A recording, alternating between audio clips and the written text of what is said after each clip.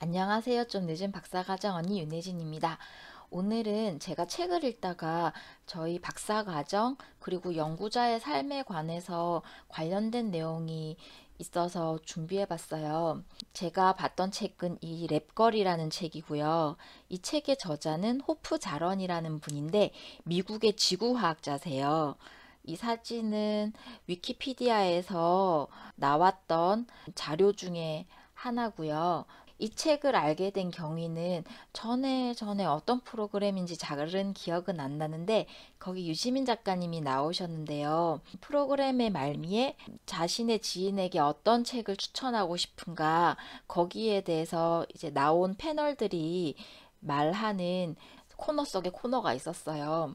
거기서 작가님이 자신의 딸에게 이 책을 권하고 싶다 이렇게 말씀을 하셔서 관심을 가지게 됐고 이 책을 조금 읽게 됐는데 몇 가지 부분에 있어서는 공감하는 부분도 있고 여러분에게 좀 소개를 드리면 좋겠다 이런 내용이 있어서 정리해 봤어요. 첫 번째 내용은 이 책의 44쪽에 있는 이 구절이 굉장히 인상 깊었어요. 자신이 할 일을 논문으로 쓰면서 우리는 가정을 하지 절대 추측하지 않고 결론을 내리지 절대 그냥 결정하지 않는다. 연구자들이 하기 쉬운 가장 큰 실수 중에 하나가 여기 나오는 가정과 추측을 혼동하고 그리고 결론과 결정을 혼동하는 데서 온다라고 생각을 해요. 여기서 말하는 가정은 연구의 가설을 의미하는 거거든요. 어떤 상황에 있어서 이것은 이러이러할 것이다라는 연구 문제에 대해서 우리는 가정을 하는 거죠. 그렇지만 우리는 절대 거기에 대해서 이럴 거야, 저럴 거야, 이렇게 막연히 생각하는 게 아니라 이 연구 문제는 어떤 합리적인 근거의 바탕을 해야 하잖아요. 근데 그런 부분에 있어서 저희가 조심을 해야 될 것 같아요. 우리는 가정을 하는 거죠. 어떤 몇 가지 근거의 바탕을 하여 연구 문제에 대한 가설을 세우는 거고요. 절대 그냥 막연한 그런 추측, 이런 느낌적인 느낌, 그거를 따라가서는 절대로 안 되는 거고요. 그리고 두 번째, 결론을 내리지 절대 결정하지 않는다. 이 부분에 대해서는 결론은 처음에 어떤 근거를 통해서 가설을 세우고 그 가설을 받아들일 수 있는지 아니면 기각해야 하는 건지에 대해서 그것을 증명하기 위한 자료들을 모으는 거잖아요. 그것이 우리는 연구 과정인 거고요. 그걸 통해서 우리는 어떤 결론에 도달하게 돼요. 이거는 이렇다, 저거는 저렇다, 이렇게 우리의 임의대로 절대 결정하지 않는다는 것. 그래서 우리는 연구자로서 이 부분에 대해서 절대 혼란을 느껴서는 안 될 것 같아요. 저희는 정당한 근거에 의한 가정, 즉 가설을 세우는 거고요. 절대 그냥 느낌이 이럴 것 같아. 이런 식으로 추측하지 않는 거고요. 둘째, 저희는 그 가정에서 여러 가지 그 가정을 뒷받침할 만한 자료들을 모아서 실험을 통하거나 아니면은 어떤 문헌들의 근거를 통해서 결론에 도달하는 거지 그냥 이거는 이렇다 저건 저렇다 그렇게 결정하지 않는다는 것 이 점 유의하셨으면 좋겠습니다. 두 번째 제가 소개드리고 싶은 구절은 99쪽에 있는 이 내용입니다. 제가 한번 읽어드리자면 진정한 과학자는 이미 정해진 실험을 하지 않는다. 그녀는 자신만의 실험을 개발하고 그렇게 해서 완전히 새로운 지식을 생산해낸다. 지시받은 일을 하는 단계와 스스로 무엇을 할지 정하는 단계 사이의 이행은 일반적으로 논문을 쓰는 중간 시점 정도에 일어난다. 여러 면에서 그것은 학생이 할 수 있는 가장 어렵고 두려운 일이다. 그리고 그렇게 하지 못하거나 할 의사가 없는 것이야말로 사람들이 박사 과정을 통과하지 못하는 가장 큰 이유 중에 하나다. 제가 이 부분을 읽으면서 저도 지금 경험하고 있고 아마 여러분께서도 경험하고 계시는 그런 박사과정의 막막함에 대해서 어떻게 받아들여야 하나 이 부분을 많이 생각하게 됐어요. 이분은 지구화학자시니까 과학자라는 용어 그리고 실험 이런 말씀을 하셨지만 이게 어느 분야든 마찬가지일 것 같아요. 어떤 분야든 자기의 실험이 됐던 그리고 자기의 연구가 됐던 스스로 개발해야 되는 부분이기 때문에 결국에는 일정 부분 막막함을 감당할 수밖에 없다는 거죠. 여기 말씀처럼 지시받는 것과 스스로 하는 것 사이에 그것을 건너가야 하는 이 단계가 있는 건데요.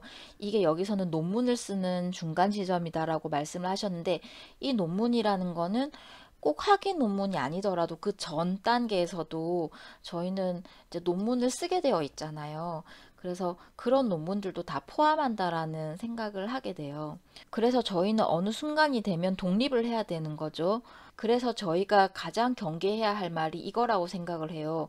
시키는 대로 했는데 이 말을 저희는 하면 안 될 것 같다는 생각을 하게 됐어요. 그래서 여기 가장 마지막 구절, 그렇게 하지 못하거나 할 의사가 없는 것이야말로 사람들이 박사 과정을 통과하지 못하는 가장 큰 이유 중에 하나다. 그래서 이 마지막 구절은 박사과정 동안 저에게 계속해서 질문해야 할 내용이다라고 저는 생각을 해요. 그리고 중간중간 어려움을 겪는다면 그것이 스스로 정할 수 없는 건가, 아니면 그렇게 할 능력이 없는 건가, 그 부분을 저에게 계속 질문해야 될 거다라고 생각을 하게 됐어요.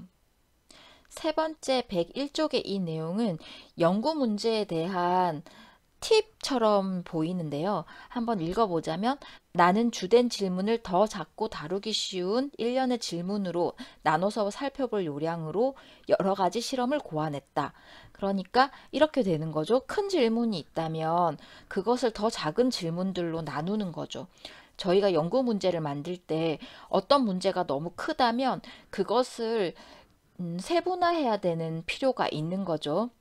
그래서 여러분께서도 학술지 논문이 됐던, 그리고 박사학위 논문이 됐던 연구 문제를 만드실 때 어떤 질문을 만드시고요.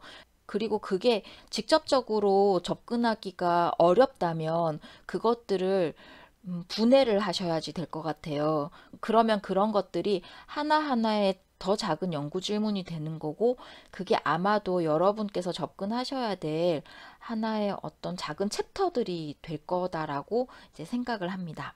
그리고 오늘 소개해드릴 마지막 구절인데요. 112쪽과 113쪽에 있는 내용이에요. 한번 읽어드리자면, 실험이라는 것은 내가 원하는 것을 세상에 하게 만드는 것이 아니다. 콜로라도에서 나는 나무들이 하지 않은 일에 너무 집중한 나머지 나무들이 하고 있던 일을 관찰하는 데 실패했다. 그해 여름 꽃을 피우고 열매 맺는 일은 뭔가 다른 더 급한 일에 밀린 것이 분명했다. 내가 알아차리는 데 실패한 무언가 더 급한 일 말이다. 이 내용에 관련된 상황을 말씀드리자면, 호프 자런 박사가 굉장히 어렵게 연구 기금을 마련해서 콜로라도에 실험을 하러 간 거죠. 굉장히 치밀하게 실험 자체도 기획을 했고요. 분명히 성공할 거다라고 확신을 하고 가신 거예요. 그랬는데 생각했던 그 현상이 관찰이 되지 않은 거예요. 그 일을 겪으면서 이제 그거에 관련된 내용을 쓰신 건데요. 우리가 실험이라는 것에 대해서 굉장히 집중을 하다 보면 그 모든 상황들이 나를 중심으로 움직인다, 이렇게 생각을 하는 거예요. 여기서 말하는 실험은 꼭 자연에 관련된 실험뿐만 아니라 어떤 설문조사 같은 사회과학에 관련된 그런 실험들도 다 포함된다라고 이렇게 볼 수 있어요. 그래서 자런 박사는 자신이 관심을 가지고 있던, 결과를 내고 싶었던 그 실험에 너무 집중한 나머지 어떤 다른 일이 일어나고 있었던 것은 간과한 거예요. 그래서 이런 부분들에 있어서는 저희가 다른 실험을 할 때에도 너무 포커스 맞추다 보면 다른 더 중요한 근본적인 어떤 원인이라든지 현상의 규명은 오히려 실패할 수도 있다는 거죠. 내가 세우고 있는 연구 가설도 굉장히 중요하지만 그것뿐만 아니라 그 외에 다른 부분들에 있어서도 어떤 또 다른 현상이 있는 것이 아닌가, 같이 관심을 가질 필요가 있는 것 같아요. 터널뷰라는 용어 들어보셨죠? 어떤 현상에 너무 이렇게 관심을 가지다 보면 그것에 경도된 나머지 다른 주변 현상을 보지 못하는 거죠. 그래서 아니 왜 저런 실수를 하지? 하는 그런 실수를 하게 될 수도 있는 거거든요. 그래서 우리가 정해진 기간에, 그리고 정해진 자원을 가지고 그 실험에 몰두하다 보면 그거 외에 아무것도 안 보일 수도 있는데 그게 어떻게 보면 집중과 몰입이다라고 말할 수 있겠지만 또 다른 측면에서 보자면 작은 것에 집중해서 어떤 큰 전체적인 사안을 보지 못할 수도 있기 때문에 그것으로 인해서 내가 한 발자국 멀리 떨어져서 봤으면 당연히 봤을 치명적인 실수나 당연한 현상을 놓칠 수도 있음을 항상 생각해야 될 것 같아요. 그래서 저희는 현미경과 같은 가까이서 보는 그런 면밀함도 중요하지만 때로는 멀리서 보는 그런 망원경과 같은 시야도 굉장히 중요한 것 같습니다.